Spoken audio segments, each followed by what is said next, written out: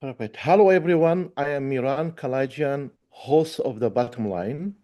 We ask hard questions, demand honest answers, and bring the heat when it comes to Los Angeles leadership. Let's get into it. Today, we are joined by the candidates running for City Council District 3, and we are asking the big questions about leadership, transparency, safety, and the future of Los Angeles. I am going, first of all, welcome, gentlemen, joining for the show. And I'm going to start alphabetical order. And my first simple question is going to be to John, and the same question is going to be to Tim. Tell us who you are and why you believe you are the right choice to represent CD3. Yeah, you want me to go first? Yes, please. All right, yeah. I'm John Rawlings, running for LA City Council, District 3. A little bit about my background. I'm originally from the Sacramento area. I came down to Los Angeles for school. I'm a UC Irvine grad, and my first job out of college was right here in the Valley, and it's the first place I lived at that point. And later on, went back to school, got my MBA from USC. Met my wife, who was born and raised right in District 3 in Reseda.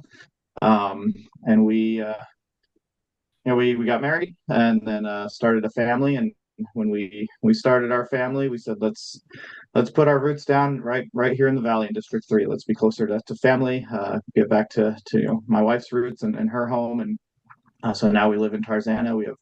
We have two little boys, and my my career outside of running for city council has been first in higher education. I worked at USC for a number of years, raising funds for scholarships, to support underprivileged youth being able to get into college, and then from there have done some other roles in operations in a couple different industries. And today I work in real estate on the operations and investor side for a developer that builds homes in the Midwest.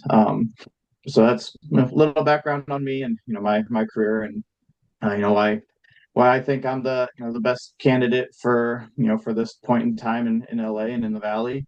Is that when I look at the issues that are facing our city and in a number of different areas, it's often bureaucracy and red tape and all these types of things that people always like to talk about with government, that never truly gets solved. And my perspective is that doesn't happen because we tend to elect the same type of insiders to politics, whether that's longtime government employees, longtime donors to politics, people that are really in the inside. They have that fast track, they have those connections.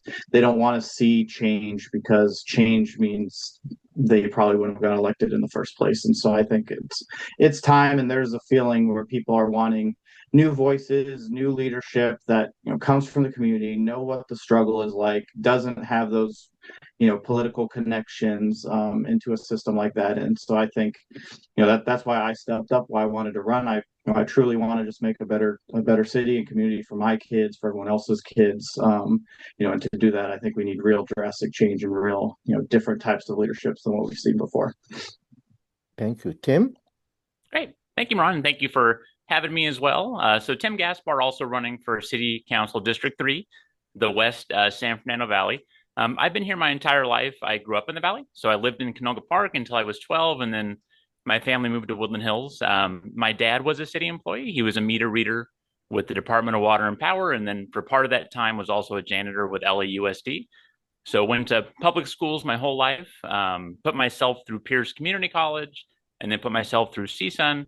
And I'm a lifelong entrepreneur. So I had businesses when I was in high school and businesses when I got out of high school, and I had to learn some things the hard way. And so I'll give the whole story another time, but I managed to get myself sued by a big company when I was 19 years old by Pepsi Cola, and actually filed bankruptcy when I was 19. And so I sort of learned the realities of entrepreneurship the hard way. As you can imagine, my parents were not thrilled at the time. But as I was putting myself through school and getting myself back onto a solid foundation, met my wife, and she was actually the one that encouraged me to finish school, because when I was 19, I hadn't gone to college yet. So I went to school, graduated. My wife and I decided to settle in the West Valley where I've been my whole life. And, we live in Woodland Hills with our two boys, Ryan and Jonathan now. And for the past 18 or 19 years, I spent doing really focused on two things. One was building my company, which I built into the second largest insurance agency in the Valley. I sold it at the end of 21, had to hang out for a little while contractually. So I retired out of the business earlier this year. And then about 20 years ago, figured out that I really loved being involved in the community, and especially in things that were related to youth, because investment into youth is something that makes life better for all of us. And so started getting involved in the YMCA and Boys and Girls Club, the Discovery Cube, the business school over at CSUN, the Chamber, and probably a half a dozen other organizations. And most of those boards I still sit on today just because that's what I enjoy. And so after I had sold my company and was looking at what is the thing that I could do that would have the most impact in the community, the city council seat was really, is uniquely in a position to be able to have that impact. So decided to go for it. I saw that Bob Blumenfield was terming out, and similar to John, I thought we don't need the same political insider to be, if a political insider gets elected, it's going to be more of the same. It's going to be somebody who owes people favors and is not willing to do the things that are necessary to create change. And I led an organization for most of my life, and I know, how to lead people, which is incredibly important to be able to lead people to a goal. And I think that LA in general, we need to prioritize public safety. We need to prioritize addressing the homeless situation without spending our entire budget on it. Investing in small business, because we were already $1 billion in the hole this last budget cycle, and we need businesses to want to be here to help us climb out of that mess. And we need businesses to want to be here to create jobs for people and young people getting out of school. It's absolutely critical. And then I believe in investing in youth, because that really is our future. And so I'm running to make the community better. And the last thing I'll mention is, it's funny, I've never been in politics before. I've never run for office before. And I've been fortunate enough to get some endorsements from some key people. And I know those people from my community work over the past 20 years that I've done as a volunteer. And so I never want people to get the wrong idea that I'm like a political guy. I know politicians from my work in the community, from making a difference as a volunteer, because that's what I've dedicated my life to. And I appreciate being here today. So thank you. Thank you. Wow, what a great background from each of you. Very different. Thank you for sharing. Now, I'm going to shift to one of the most important sensitive issue, which is homelessness and housing accountability. That is a disaster that we are witnessing. And my first question is, what specific metrics will you use to measure success in homelessness programs, and will you commit to public quarterly reporting? John, you go first. Yeah. In terms of, I guess I'll start with the metrics piece. In terms of when we look at the metrics around homelessness, and the ones that I find most important is the metric of how many people were permanently housed.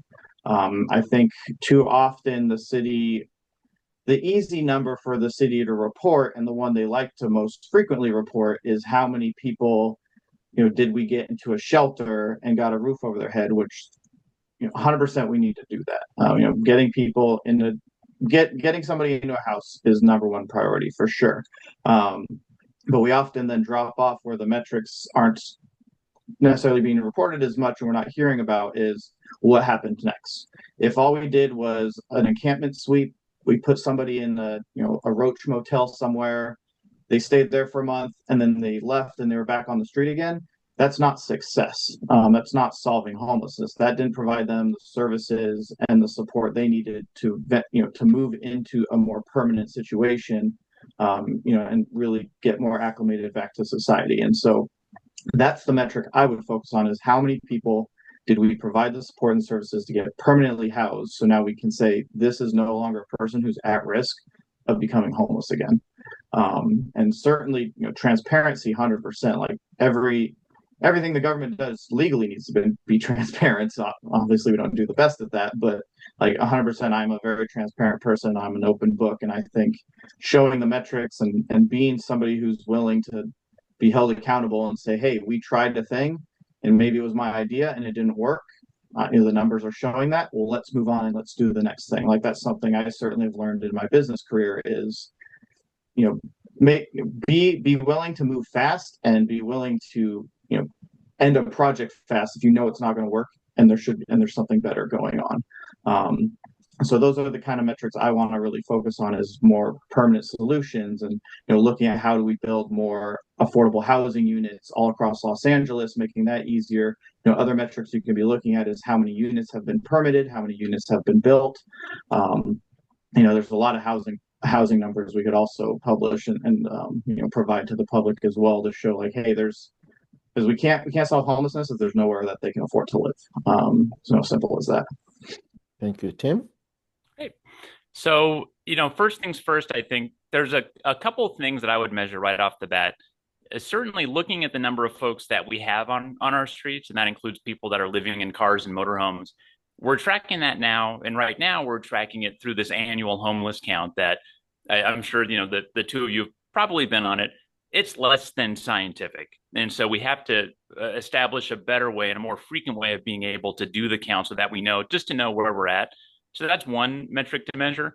The other metric we need to take a look at is what we're spending per person to be able to successfully get somebody off the street. Because if we're getting people off the street, but it's costing, $200,000 a person, which is the case right now when you look at the numbers, that's not success, because we can't afford to keep spending $200,000 per year.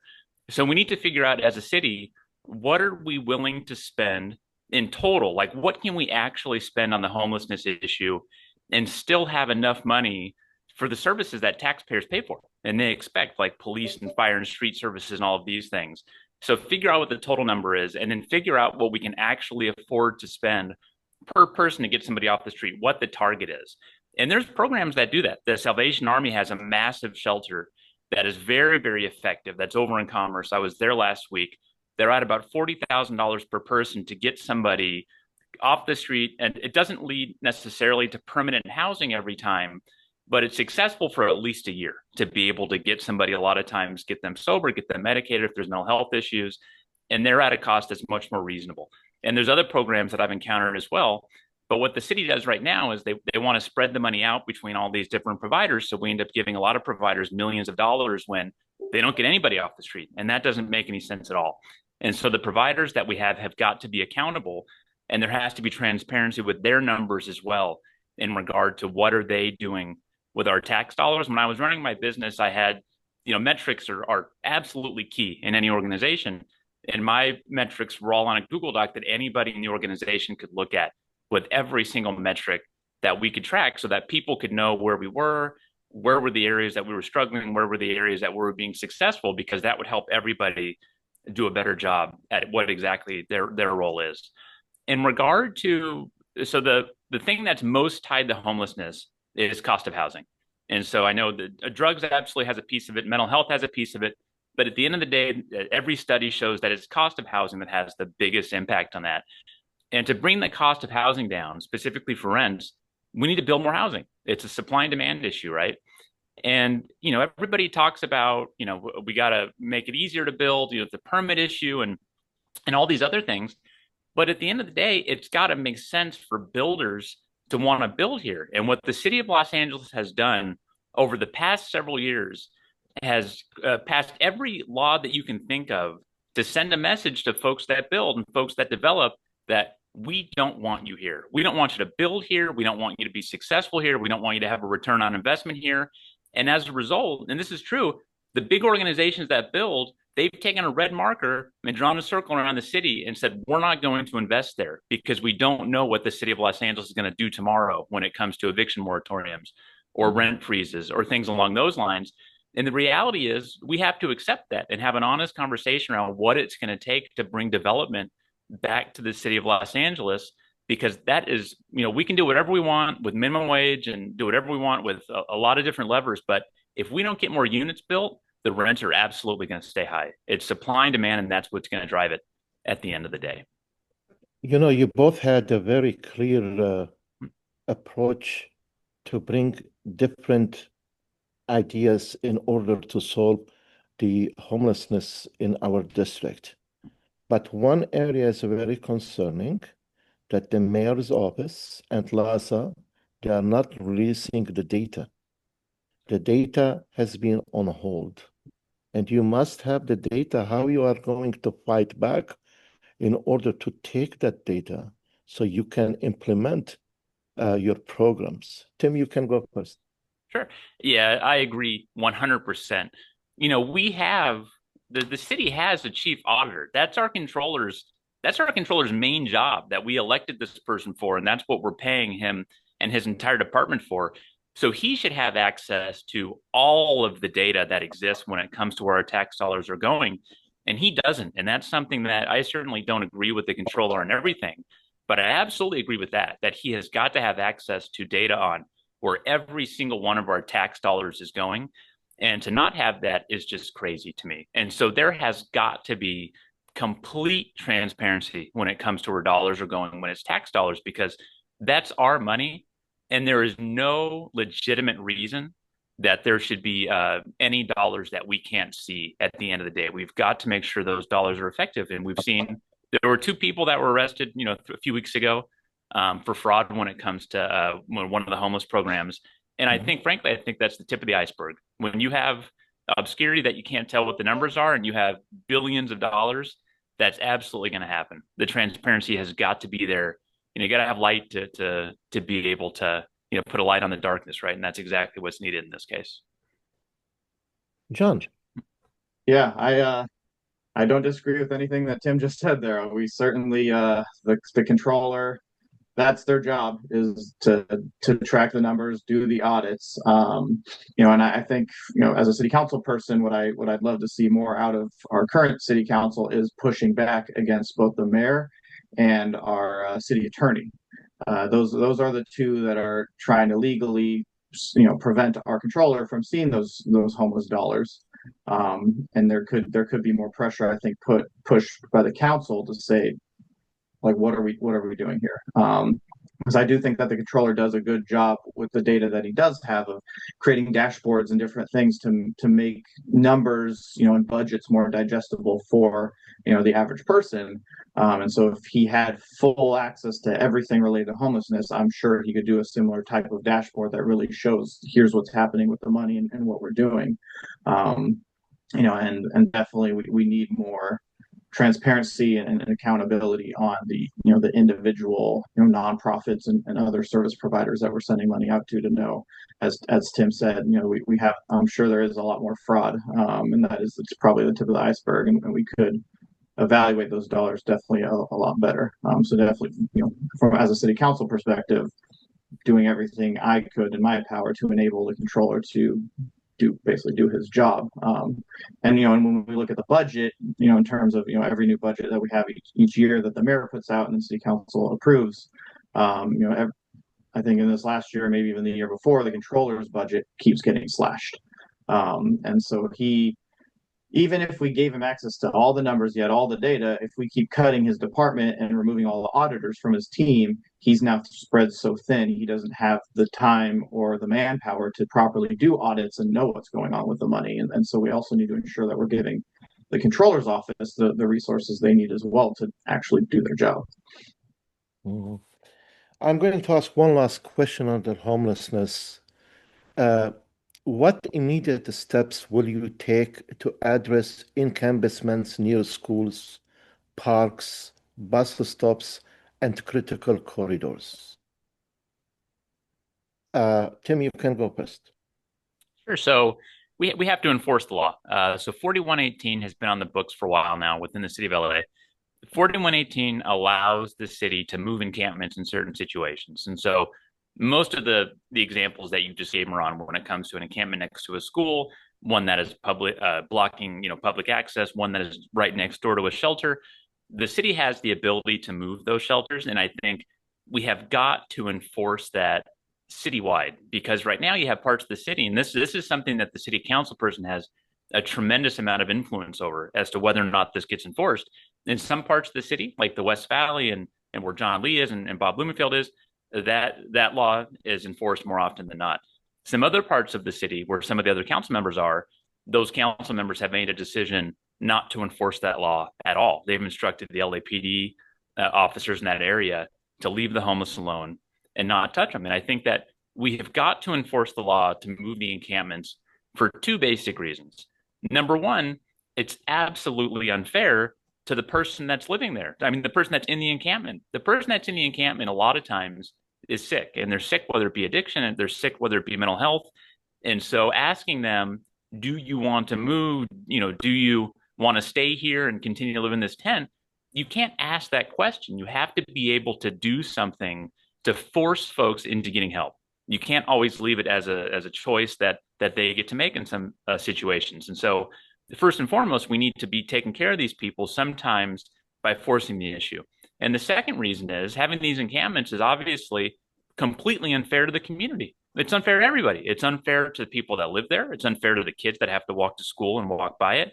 It's unfair to the businesses that all three of us, I'm sure, have seen businesses that have gone out of business because there's an encampment outside. I saw, and the reality is there's a certain criminal element that comes with that. There was a lady walking her dog in downtown LA. I just saw the video 10 minutes ago where she was walking her dog and got attacked by a homeless guy for no reason. It was completely unprovoked. And that is just something that we have to put our foot down and say that just can't be tolerated. And we have to address that in a way that is, I think, aggressive. And so if I'm fortunate enough to get elected, I do plan on being aggressive when it comes to enforcing the law that we have on the books and seeing what else we can do to ensure that this is a problem that we're addressing for the sake of absolutely everyone. Because that is the job of the city council person, is to take everybody into account, everybody in the district and the city, and improve the quality of life for everyone that lives here. Thank you, John. Yeah. So on this one with the 4118 laws and encampments, enforcing it, like certainly around schools and parks, in certain areas of our district, 100%. Like we shouldn't have encampments being set up there. We need to move them. But on the flip side, the thing that we often fail to then do next after enforcing 4118 is actually getting these people help. Simply enforcing the law and telling them, hey, you can't sleep here, doesn't force them into help or services. It just means we make them move. And so my issue with the 4118 laws in our city is that they're often not, some of the council members that are more aggressive about enforcing them are not pairing it with, okay, well, we also got these people in the shelters because we sometimes don't have enough beds, or whatever there could be a variety of reasons, but simply criminalizing homelessness and making them move doesn't actually solve homelessness. This isn't a solution to homelessness. It's just to, make the community feel good because they didn't have to look at homeless people because we made them move their encampment. So if in CD3 or CD12, where I know they are more strict on 4118, we're just forcing people to move. Are they getting into shelter? Are they getting services, or are they just moving over into District 4 and into District 5 and other neighboring districts here in the Valley? And so if we're going to enforce those type of laws, we also have to ensure that we're providing services for people so that we're not just simply moving them. And when we look at some of like the bigger sweeps that we've seen in our city, it's often that police come in and sanitation and whoever as part of that comes in and does these sweeps. And then they're just ripping out the tents, ripping all the stuff up, throwing it in the garbage. And now, that poor homeless person goes, well, where's my birth certificate? Where's my form of ID? Where's all the stuff I had in that tent that now just got thrown away? And we've made it infinitely harder for that individual to go and apply for services and get the help that they need, or even one day maybe get a job, because we just threw away their whole livelihood and all of their documentation. And so if we're going to enforce these laws, we also have to ensure that we're pairing it with the care and the dedication that we need to put towards these people to make sure that they're actually getting help and support on top of it. Thank you. So you both mentioned one word in common, which is enforcing the law. And my next question, it is related to public safety and LAPD staffing with the highest budget, with their hiring process that is not going through the right path. CD3 continues to experience property crime street racing, and Twitter theft. What is your plan to restore police staffing to acceptable levels? John. Yeah, so on police staffing, like obviously we're in a huge budget crunch. We don't have more money to go to any department, let alone police. So that's where I think we need to look at what are unique solutions or what are other things we can be doing to support our police. And the way I look at it as a police officer is uniquely trained to do certain things, right? A police officer is better trained to stop property crime, to stop violent crime, to do all. There's things they're trained to do. They should be doing that. That's their job.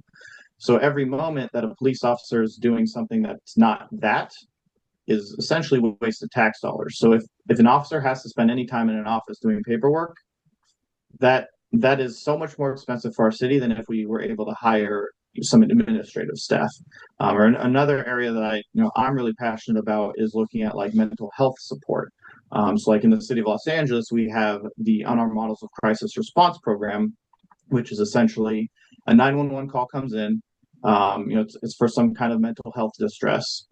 And rather than routing that call to the LAPD and showing up to somebody who is in distress, experienced mental health, and now just somebody with a gun shows up, instead we route that 911 call to a mental health professional who is adequately equipped and trained to deal with that issue. And those instances, it's over 90% of those are solved by those mental health professionals without needing any LAPD involvement. And it's significantly cheaper for our city to send that mental health professional than to send a police officer. And this is a program that the police say, we love this program. We don't want to deal with mental health calls. We want the mental health providers to be doing this. And so looking at our budget and saying, well, how can we expand programs like that so we can free up our police officers' time to go and do the things that they're properly trained to do, like patrolling our neighborhood and keeping us safe. And so I think those are some of the different types of solutions we could look at simply than just saying, well, let's just increase the police budget and hire more cops. We don't have the budget for that. So if there's other avenues that we could do to say, well, if you're spending 100% of your time out on the streets patrolling, maybe that's not the 100% solution to everything, but at least it's more time spent protecting us than spent behind a desk or responding to calls that they're not properly trained to respond to. And I think in terms of other solutions, in terms of having more budget to do whatever it is with police, there certainly needs to be more police accountability in how much liability they're costing our city. It's millions upon millions of dollars every year. Every time I see a video of a protest and I see a police officer beating up a protester or shooting a reporter or whatever it is, I'm just thinking, well, there's another lawsuit we're going to get hit within a couple of years. And we do not hold LAPD at all accountable for those types of things. And that's just more money that comes out of our general fund that we cannot use to hire more police officers, to hire more sanitation, to hire firefighters, whatever it is. That's just lost money because we don't hold the police accountable. And so if we want to have conversations around, well, police, you want more budget, you want more officers, well, how about you stop costing our city so much money by from all these lawsuits? And so there needs to be a two-way street in terms of holding them accountable if we're going to continue to support our LAPD with more money. Thank you. Tim? Yep. So public safety is my number one priority, and supporting the LAPD and the LAFD is a huge part of that. And so certainly right now, I think we have 8,300 officers, which is the lowest number of officers that we've had in, I think, 25 years, when the city had almost 1 million less people. And so just we have the lowest number of officers per 1,000 people in LA than any other major city in the US. And so there's a few things we could do right now. One is using technology as a force multiplier. So you mentioned property crime, Ron. Unfortunately, I got burglarized just about 2 years ago. It's an awful experience to go through. And so we can use technology. The Topanga station, which is in Canoga Park in CD3, is the first station in the city to use drones. And so now they're using drones for 911 calls. And so if there's a alarm that goes off or someone calls for help or whatever it might be, they can send a drone out much more quickly than they can get a black and white out.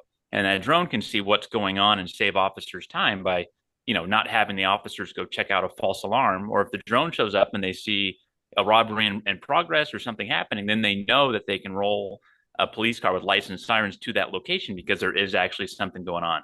And then also with technology, you mentioned the street racing. The street racing in the Valley is an epidemic. And so we're seeing, and of course, whenever there's an accident with the street racing, it always seems that it's the innocent person that was headed to work at 2 a.m. that is the one that ends up getting injured or killed. And so we can use traffic cameras for that. We were using traffic cameras for red lights a few years ago and ran into an issue where the city got sued and we weren't able to enforce the law. But we can still use cameras for a number of things. And one is if we have cameras that clock somebody going at an excessive speed that is something like 80 miles per hour, 90 miles per hour down Victory Boulevard, that person should lose their license. It shouldn't be a ticket. And I do think that is absolutely something that we can enforce with the cameras. And so using technology smart as a force multiplier is definitely something that I want to do. In regard to the police hiring, the personnel department within City Hall is just, that seems to be where the bottleneck is. And so we need to hold the folks that are actually working within personnel accountable to be able to find where the roadblocks are and remove those. That has to be a focus. What we can't do is we can't drop the standards. And so we can't, remove some of the background check items to be able to speed up hiring, because there's a long list of cities that have done that. And what you end up with if you do that is a certain level of corruption within police. And we obviously don't want that. So we have to keep the LAPD standards high, but be able to make the investment where we can actually be able to hire police much more quickly. As you point out, the LAPD is the biggest part of the budget. And so we do need to find dollars, however, to be able to hire more police. There's $900 million being spent right now on the homeless. And the reality is, as a city, we cannot afford to spend $900 million on the homeless. We just can't. And then it's not just the $900 million. We also have, laws like the ULA tax, which is also known as the mansion tax, which is something that has reduced development in LA significantly. And then also, because it's reduced development, the fees that go with that, that law has actually reduced revenue to the city as well. And so I know there was some talk about being able to make some corrections to that law so that it was less harmful to the city. And that is absolutely something that we need to pay attention to.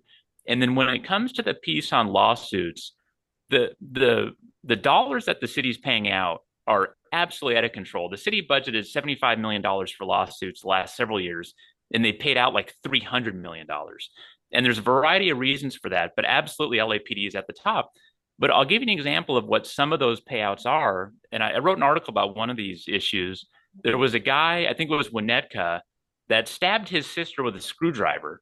The police show up. He runs away. He's armed with a gun, drops the gun, but he's still got, I think it ended up being like a big shovel or a coup baton, one of those collapsible batons. He runs at the officers with it over his hand, and the officer shoots him, right? So his family filed a $20 million lawsuit against the city, and the city paid. And so when we see situations that are justifiable shootings, those are situations that we have got to stand firm and not be, giving folks ridiculous payouts when the responsibility, when the police officer did the best thing that, was appropriate at the time. And that's not just with, police issues, but, there was a sidewalk issue where boyfriend and girlfriend went to a bar, were drinking, decided to walk home. He was carrying the girl on his shoulders. He trips and falls and the girl hits her head. They collected $3 million from the city for a cracked sidewalk. I know the sidewalks need to be fixed, but the people need to take responsibility as well. We can't have the city continue to pay out our tax dollars like this. It's just not sustainable at the end of the day. And I think that's something we really have to take a hard line on. And so at the end of the day, I'll find whatever dollars I need to keep people safe. Because the last thing I'll mention is, so when I got burglarized, I adopted dogs and more dogs, did everything I could to make myself less of a target. But I have a friend that lives in Encino that I talked to the other day, and he's in the process of moving to Orange County. He's a third generation San Fernando Valley, raised his kids here, taxpayer, just a really, really great community member involved in things. He was at home one day, 4 guys kicked in his door. He happened to have a pellet gun sitting on his table, and he scared the guys off. That could have ended very, very badly. But it was such a traumatic experience that he's moving to Orange County with his family forever. He is never going to come back. And that is the impact that fear has on people. We have good people that are here that just won't put up with living somewhere that doesn't feel safe. And that's why it has to be something that is a priority to really make sure that the city puts their foot down and says, we're not gonna allow it. And I think we've taken the right step in having a new DA with Hockman that is, I think, setting the right example by just having consequences for folks that do break the law and not letting them out the same day, like what was happening a few years ago. I also, me and my family, we experienced property crime as well. Mm-hmm. It's one of the most ugliest journey Mm-hmm. and ugly and safety issue. Um, I'm very much hoping after I hear your approach about LAPD and public safety that we will be able to establish a trust between the LAPD and the community and the constituents of CD3, and along keeping them on high standards. And hopefully there will be a push in the right way hiring LAPD to cover our district. Um, I am going to move to streets and public works. Um, that's very important issue in our district. Uh, the question is, what is your plan to clean and maintain Ventura Boulevard, Sherman Way, Topanga Canyon, and Roscoe corridors? John. Yeah. So in terms of maintaining our streets and sidewalks and our infrastructure, the most critical thing our city needs to do is implement what's called a capital infrastructure plan, which is essentially a long-term plan that looks at what is all your infrastructure in your city, what is broken, what do we have, how do we fix it, what's it going to cost, where's the money going to come from, right? All these different elements of long-term planning. Los Angeles is the only major city in the United States that does not have a capital infrastructure plan. And we've all, as residents, we've all seen it when something is broken, something's going wrong on our streets. It's people complain about it enough times to the council member's office till eventually it becomes a priority and then they fix it. But that's not a long-term sustainable way to do things. It's not cost effective. Whereas a long-term capital infrastructure plan is more cost effective because you can build in some different efficiencies and different elements to how we are fixing things and how we're paying for it. But we also need to be holding our departments accountable, because one issue that we do have when we're trying to clean or fix whatever with our streets is that a simple sidewalk repair or a pothole or whatever it is isn't just there's one department of sidewalk repair and they go and fix sidewalks. No, it's you need multiple departments to approve multiple things, and they have competing priorities and timelines, and so everything takes forever. Um, and so by having this capital infrastructure plan, ideally you want to have some figurehead who oversees all of public works that can implement this plan and make sure things are happening. Because right now, every department head for the various public works departments that we have essentially has 15 bosses, because they're reporting to all the different council members and trying to decide, well, which council district am I going to prioritize now to fix their problems? Whereas having one singular point of contact that makes sure that we're just fixing and doing everything and staying true to this plan, again, is another efficiency piece that we could be focused on. And so for me, it's a big priority to do an actual infrastructure plan. I know that the mayor has introduced one most recently in the last 6 months or so, but her plan is revolving around the Olympics specifically. And so when I look at Council District 3, which doesn't have an Olympic venue, my fear is that she'll be able to say, look, we have an infrastructure plan, and then most of our tax dollars are going towards improving sidewalks and whatnot around our various the major Olympic venues, because that's what's going to look nice for the city on TV and for the Olympics. And meanwhile, districts that aren't part of that are going, well, what about us? Like, it doesn't impact the residents of CD3 aren't seeing a positive impact because all the sidewalks got fixed around Staples Center. They care about the sidewalk in front of their house and on Sherman Way, as you mentioned, and Topanga and Ventura and all of that. And so that's a big priority for me is implementing and really getting the buy-in from the council and the mayor to have a real actual infrastructure plan to implement across the city. Thank you, Tim. Yep. So what Don's pointing to is, the valley being the redheaded stepchild. I'm a stepchild, so don't. No offense to redheaded stepchildren, but the valley never gets their fair share. Like the city's more than happy to take our taxes, but we don't get those taxes back when it comes to services, when it comes to fixing our streets and fixing our sidewalks. And so I think that is something that we really have to continue to push back on. This is why the valley looked at seceding back in 2001. I can understand it now, having seen that happen. And so what gets measured gets done. And so I think the starting point is the city council office needs to measure all the different issues that are impacting, to your point, the sidewalk safety, the condition of the sidewalks, the condition of the roads, to see where we're at now so that we can track improvement and make sure that improvements are actually happening. And John's absolutely right. LA is the only major city without a capital improvement plan. And that's a big part of why the city looks the way that it does. My hope is that the charter reform that's happening right now, in a perfect world, will address that. But once the charter reform, once that's done, the city council has to approve it. It has to get voted on. And so I think we're a ways from seeing that happen potentially. And so with the city's going to need to obviously prioritize the streets and sidewalks also from a liability standpoint, like I talked about earlier. But also, realistically, the city doesn't have the manpower to actually do all the repairs that are necessary. And I think there's opportunities to be able to bring in, private support and the public for certain things. And so sidewalks being an example, the city used to have a 50-50 program that allowed homeowners and business owners to fix the sidewalk and get reimbursement from 50% of it from the city. And I think that is something we need to bring back. And the reality is, should the city be taking care of that? Absolutely. Should people have to pay for part of that? Absolutely not. But we have to be realistic about where we're at right now. And if your sidewalk in front of your house has been looking terrible for the last 20 years, it's probably not going to be fixed anytime soon. And so I do think that the folks that live here are going to need to take matters in their own hands in some cases to actually fix these things.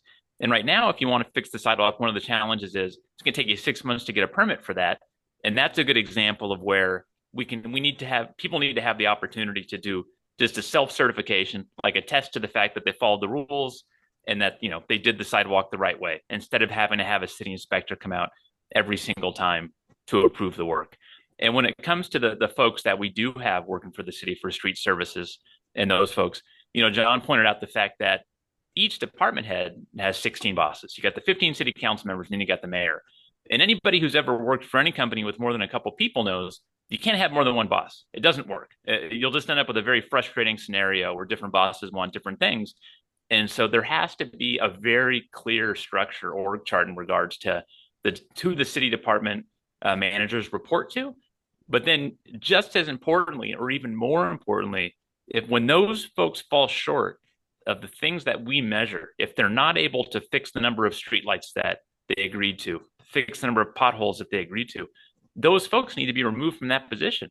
And then in the private sector, if you're not effective at your position, you don't get to stay in that position. And the same thing has to be true with our city. We've had the same department managers in some of our departments for multiple mayors.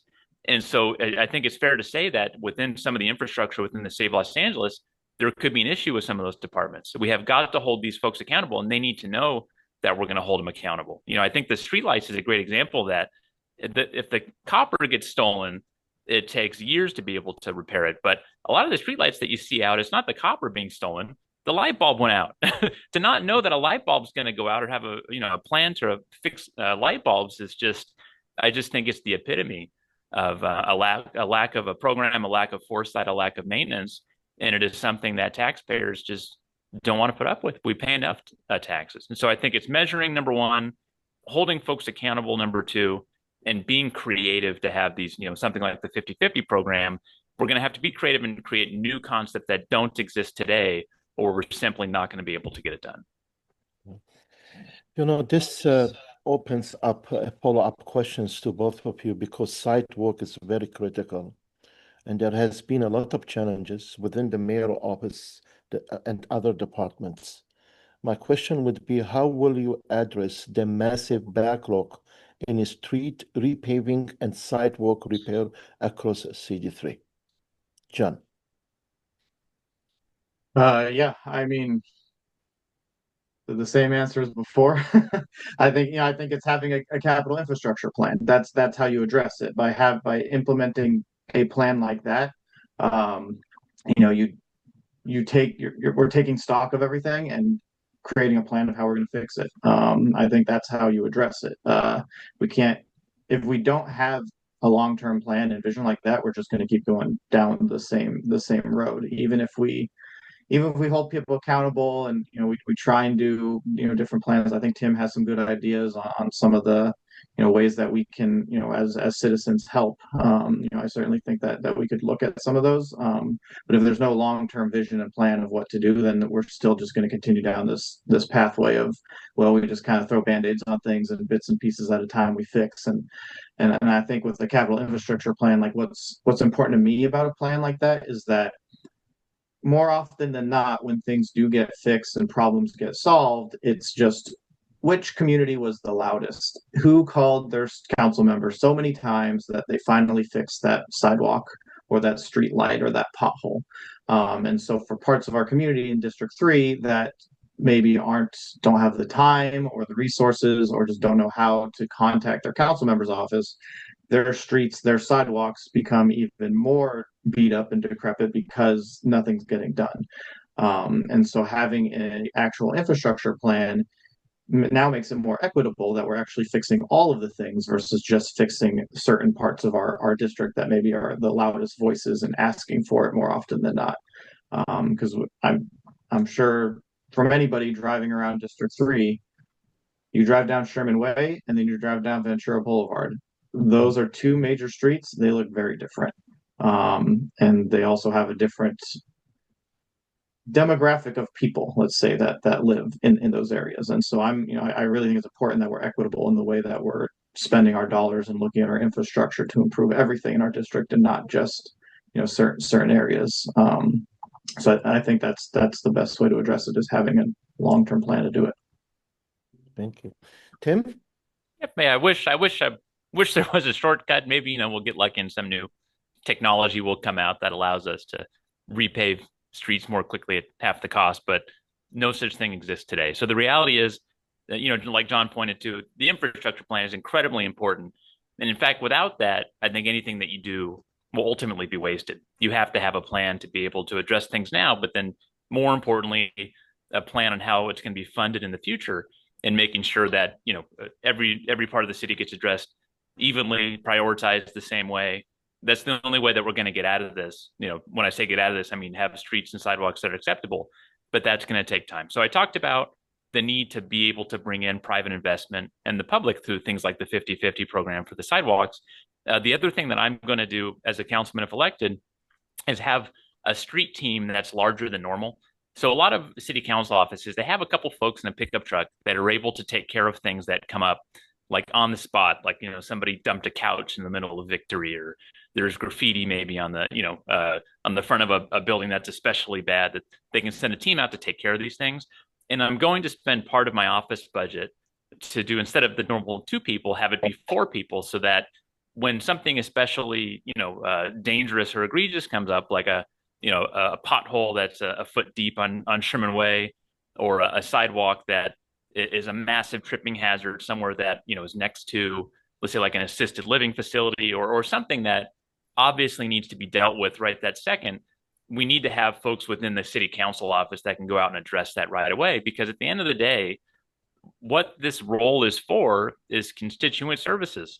That's what this role is. We are your city's customer service department for this part of the city. That's the whole reason that we exist. And you should be able to reach out to us as a city council office with any one of the things that the city has the responsibility for, and say, hey, I'm a customer, I pay taxes, I need service. There's, whatever that might be, but in this case, the sidewalks and the streets, and be able to get it addressed quickly. And I think we have to have the ability within the city council office itself to be able to address at least a certain percentage of that stuff. We can't repave a whole street, but at least we can take care of some of the things that are especially important, and being able to, again, going back to make it a better community for all of us. So CD3 has always an opportunity to grow and bring various developments. And also CD3 has a very unique neighborhood character. My question to you is, what is your position on fast-tracking major development projects in Warner Center and along the Ventura corridor? Tim. So I support that 100%. So there's a lot of talk around, what we're going to do to create more housing, like we talked about earlier today. Where are we going to put the multifamily housing? And you saw, SB 79 got approved, allowing these larger developments to be put, within a half a mile of mass transit, which in our case is, the G line or the orange line. But I don't see the need to put an apartment building or any large structure in the middle of a single family neighborhood, because to your point, Mihran, we have Warner Center, which was designed for building these large, the big high rises that are habitational and all sorts of stuff. And that the Warner Center plan has turned out it's an understatement to say it's turned out well for the West Valley. It is making the West Valley certainly the downtown for the Valley, but I think it's turning the West Valley into what potentially could be one of the most attractive parts of LA in total, especially when the Rams Village gets built. It's absolutely amazing. And looking at Ventura Boulevard, boy, is that an opportunity. Between Topanga and Valley Circle, that is completely underdeveloped. In some parts in Tarzana as well, where you have a bunch of one-story buildings that, are from the 60s and 70s that haven't been kept up. And this is supposed to be our main commercial thoroughfare for the Valley. That is the place to build. We can build an enormous amount of housing between, Topanga and Valley Circle as an example, in a place that makes sense. It's a wide street. It has some of the infrastructure. It has the metered parking there. And I'm envisioning mixed use where we have apartments on the top and retail on the bottom. And we can fit a lot of housing right there on Ventura Boulevard and Warner Center before we ever have to talk about putting an apartment building, on Woodlake or some other or somebody's side street. It just doesn't seem necessary to do that for me when we have places that are made for these larger structures. So I support it 100% to answer your question. Thank you, John. Yeah, I do also support fast tracking any projects in Warner Center and along Ventura Boulevard. As Tim said, those are just golden opportunities for us to be able to build more, because we are insanely behind on hitting any of our state goals in terms of housing supply in our city. But we even need to be more drastic if we're going to get out of the housing crisis and create the supply that's actually needed to lower rents. Because while I absolutely love the Warner Center and everything that's happening, and I'm very excited about the Rams development and what's going to be happening there, it's not affordable housing that we're building there. I have friends that live in some of the newer complexes over in Warner Center. They love living there, but they're paying astronomical rents.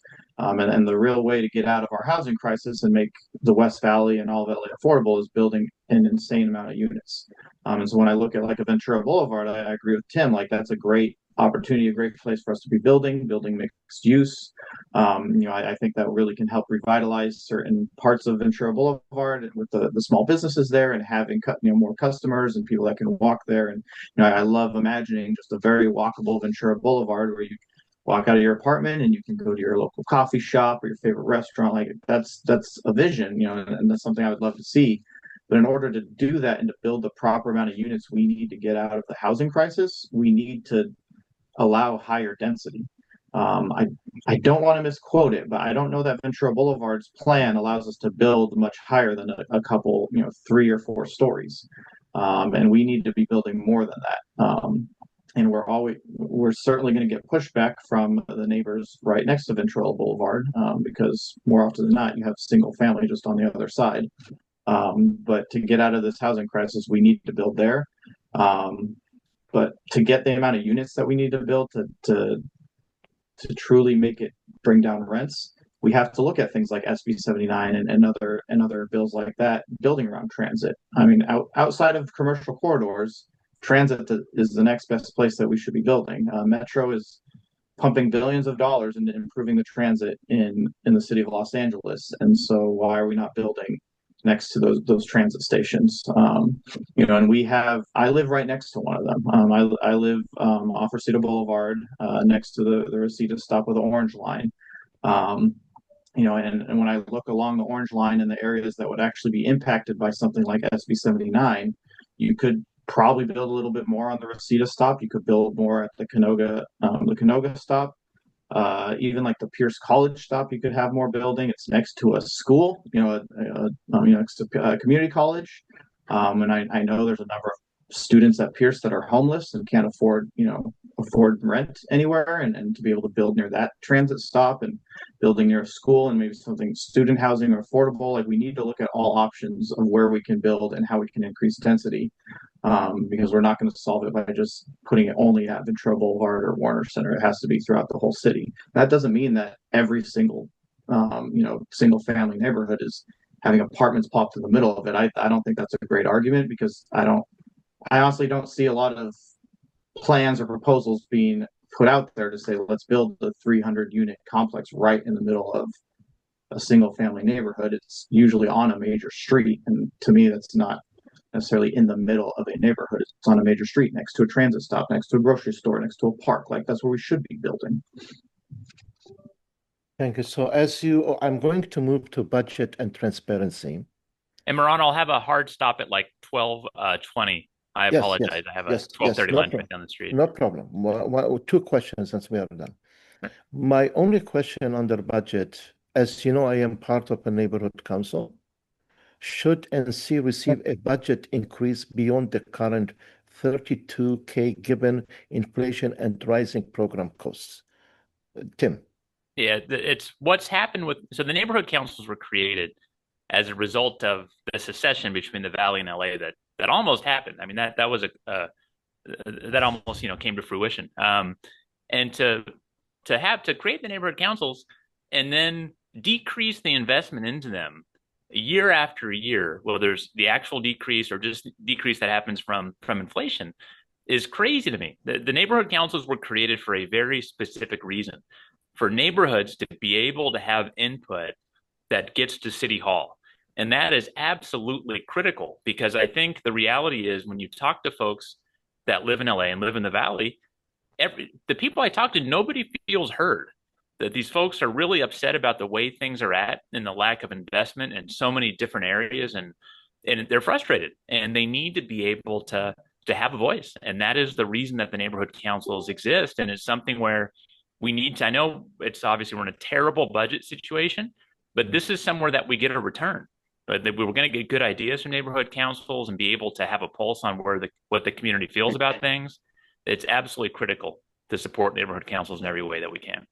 Perfect. John? Yeah, so I also sit on the Tarzana Neighborhood Council, and so I'm involved with that. And for me, when I look at the neighborhood council system, in theory, I love the idea. Certainly, we should have more input from our community. Give this opportunity for people to be engaged. But we also have a problem with some neighborhood councils where they're just essentially an old boys club of the same people that have been running every year. They sit on that neighborhood council. They get next to no engagement from their community. They get voted on every year, and it's like 10 people voted for them. So I don't know that that's a true representation of the community. And so when I look at investment in the neighborhood council system, I'd like to see investment into how do we mobilize more members of our community to join their neighborhood council, to be on a committee, to be involved and have that voice.